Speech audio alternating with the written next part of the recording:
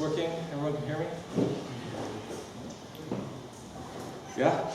Yes? Okay, cool. So my name is Albert Shau. I work here at Cask, working on big data. And normally, maybe you can relate with this a little bit, but I don't like introducing myself at social gatherings, because usually what happens is I say, oh, I'm a software engineer, and I work in big data. And then they'll ask, what is big data anyway? What's the big deal? Why is there so much buzz about it? And normally I'll say something like, oh, big data is cool because it helps us solve new problems with very powerful infrastructure. And then I'll start talking about some of this infrastructure because I'm an engineer. So I'll say stuff like, oh, there's something called Hadoop. It has this nice yellow elephant as a logo, and this has a distributed file system and some framework called MapReduce for helping us do parallel computing. So it can solve problems that using multiple computers that you can't solve with a single one. And then I'll say something like, oh, that wasn't quite good enough. We wanted more like point lookups and sequential scans. So we added HBase. And this used to have a nice musical logo, but now it has an organized logo. And then we said MapReduce maybe wasn't that nice, and so we wanted to write more like scripts. And so there's something called Pig for a while, and its logo is a pig. And it kind of looked like SQL, but wasn't quite SQL, and so we wanted SQL because we really like SQL. So Hive, right? And that has some hideous elephant B as a logo. That was kind of cool. It was SQL, but wasn't maybe fast enough, and it looked kind of ugly. So someone made something called Impala, and then there was something called Spark, but it didn't have animals as a logo, so we decided to have Flink. And then by now, right, no one's listening anymore, and no one really cares. And what's the point? The point is that when I think of big data, I still mostly think of the infrastructure. I still think of what's below, and not so much about the part of solving new problems. Right?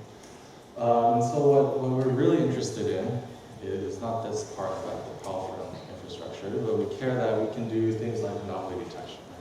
If I'm a bank, I want to know when is some credit card fraud. Right? I want to examine my network traffic, right, to see if there's some suspicious activity on the network. I want to do things like NLP, right? I want to be able to translate text automatically, things like classification, what's spam, what's not spam, recommendation systems. Things like this, right? These are what we really actually care about. And so the question is, how do we go from infrastructure to applications? And you can kind of look at phones and see what's happened there, right? So in our phones, we have gyroscopes, we have Bluetooth, we have GPS, but no one really focuses on those things. What they focus on is that you have a phone, you can check email, and you can send text messages, you can do all this stuff, right? I can find directions to where I want to go, I can find out where I should be. And so how do we get big data to a spot where it's more focused on the applications and not so much on how you solve problems? And so I think you need a couple things. So one, it needs to be easy to write these powerful applications. And that's actually a lot of what we see in the infrastructure change there, is that people are trying to make it easier to do powerful things here, abstract away some of the complexities. And we also need some easy way to distribute, to discover, and to install these applications. And this second point is really what Cask Market is about. It's some way to distribute, discover, and install applications, plugins, and data. And just to give you an overview of the architecture before we go a little further. So here at Cask, we have something called CDAP, which is our data application platform. And this is a layer that sits on top of your cluster infrastructure. So you have at the bottom, you have maybe Hortonworks, Cloudera, MapBar, and you have a Hadoop cluster on the bottom. And CDAP is a layer that sits on top. So it's not a distro, but it kind of manages the life cycle of your applications, provides a Java API that simplifies what it means to write those applications. does a lot of platformy type of things like security and governance, manages that, metrics, logging, a lot of kind of the base framework type of stuff that you want. And Cask Market sits on top of that. And so Cask Market is a way, like the box at the top, for you to distribute these pre-built applications that you've made. And multiple clusters, multiple instances of CDAP all talk to the same market where they can download your apps and things like that. And so it's probably clearest if I just show a quick demo, which I'll do now.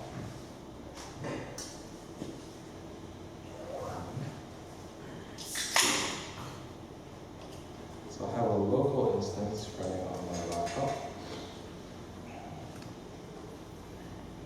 And this is the CDAP UI, and here I'll show the market. So this is what our market looks like. It looks kind of like an app store, right? Where you can look at different types of things you can add to the cluster. So we have things like different use cases, which are examples of different types of things you can do and install. And what we'll do here is download one of these. And so here we have a use case called Omniture Analytics. Omniture is some Adobe data format. And this particular use case helps us get data from in this Omniture format into a more manageable form into our cluster. And so I'll show you what it looks like to install this. So here there's 5 steps in this wizard. The first is creating something called a stream, which is just an entry point for data. And so here I can click, everything's just point and click. Here it's loading some sample data into the stream I just created. It looks a little bit like this with a lot more columns. So here I'm creating another stream, loading some more data, which is just a mapping of some ID to browser names. And then here I'm installing my application. And so this is an application that we built on top of the platform. And you can see it in action.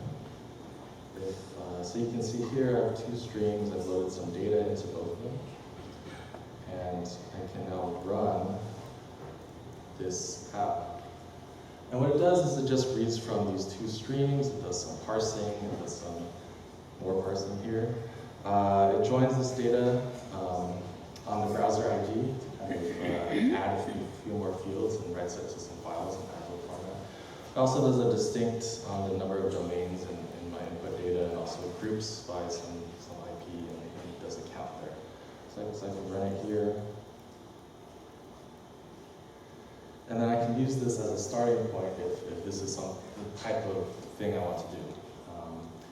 Kind of moving data from one place to another using a pipeline of different, like a DAG, right? And so here I can see as it's running how many records each stage is emitting.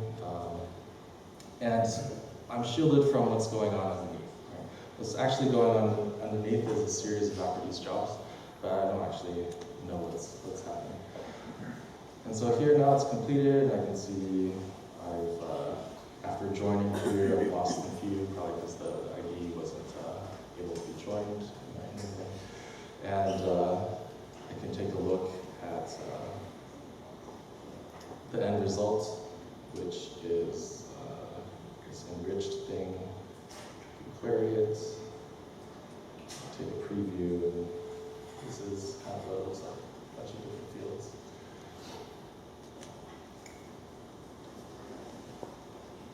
And so that's an example of what you can do with the market.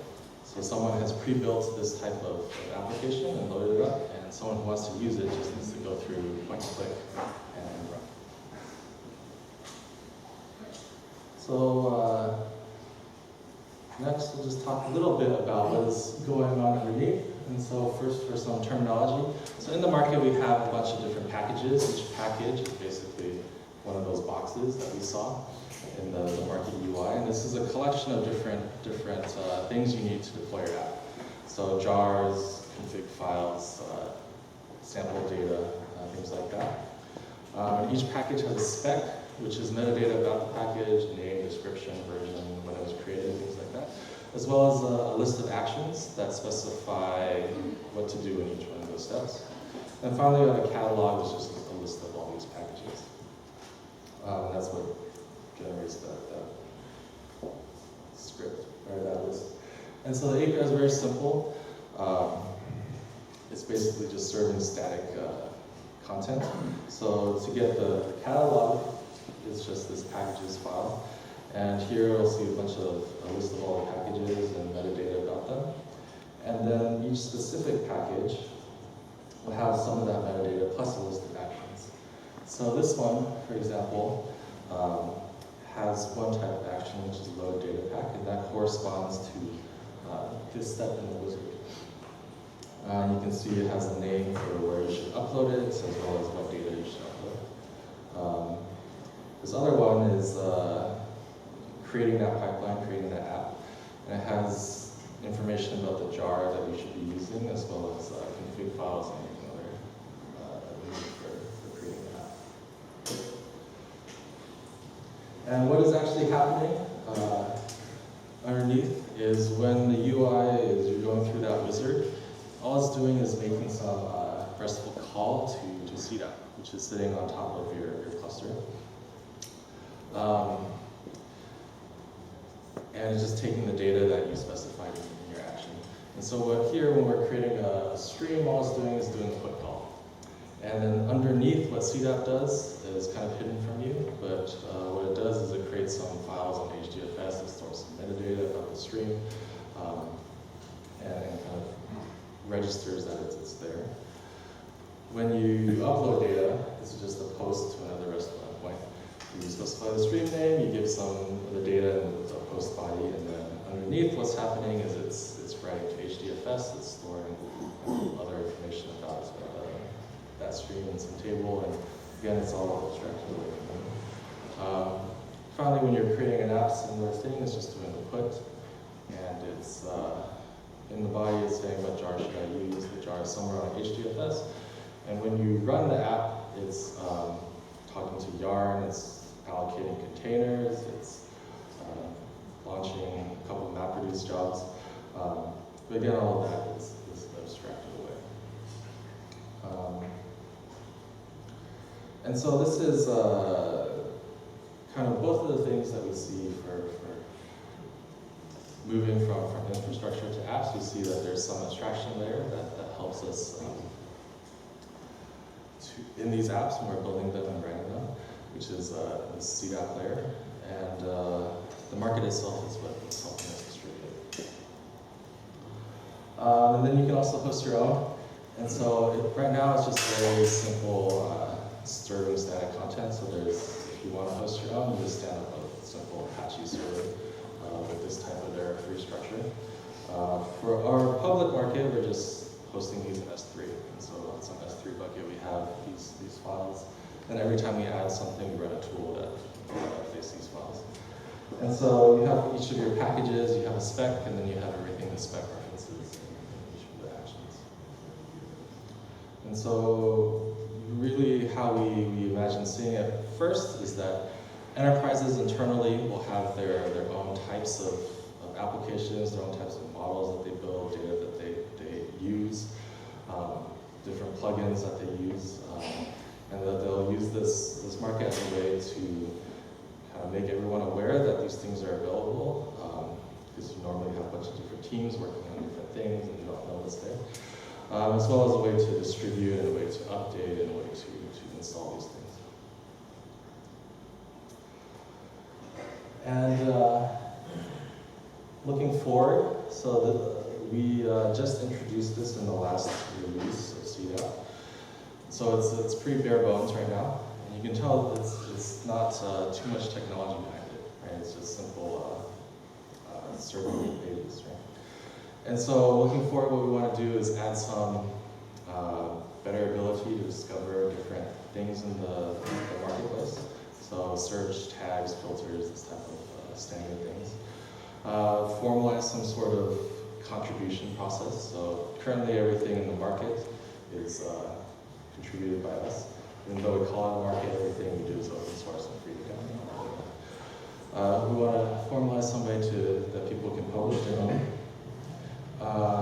dependencies. So you can say like this package depends on this one, and if you don't have it, then you can install this. But most of all, we want more applications, more plugins, more use cases. So, in summary, Cask Market's a way to distribute, discover, and install big data applications. And we host a public market, but enterprises can easily host their own for their own purposes. And we see it really as a way for us to move more towards an application-focused view of big data and really kind of fulfill some of that promise that big data has had, but we haven't really seen yet. So that's it. Pretty short talk. I want to open up for any questions that you might have had. Any questions? Yes? Assuming that mainly the users are going to be required to Cask platform to use it? Yeah, so the question was, do users of this have to have the Cask platform? And the answer is yes. So you have to have CDAP installed because these plugins and these apps and how they're run, it all runs through that platform. So it's kind of like for iOS, you need iOS to work with Apple App Store, you need Android to work with their apps, right? There has to be some sort of common platform. For the follow-up question was, so do you envision more private apps in Korea or more in public market? Yeah, so the question is, do you envision more private apps or more in the public market? And I think to start with, we do envision more private. So we have customers in big enterprises, and what they tend to see is you have a bunch of different teams working on different things. And there's some similarities, some commonalities, some shared work, but usually it's still pretty vertical, still pretty siloed. And so we see the first use case as is more internal for that type of stuff. And kind of as the platform, as the technology advances, then maybe more public. Any other questions?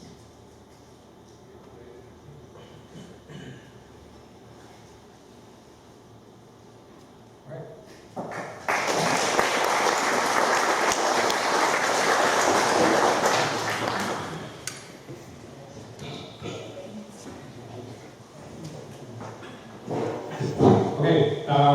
We're going to take like a 3-minute break or so. We had a few more folks join us during our session. So for the new arrivals, yeah, help us out to the speech.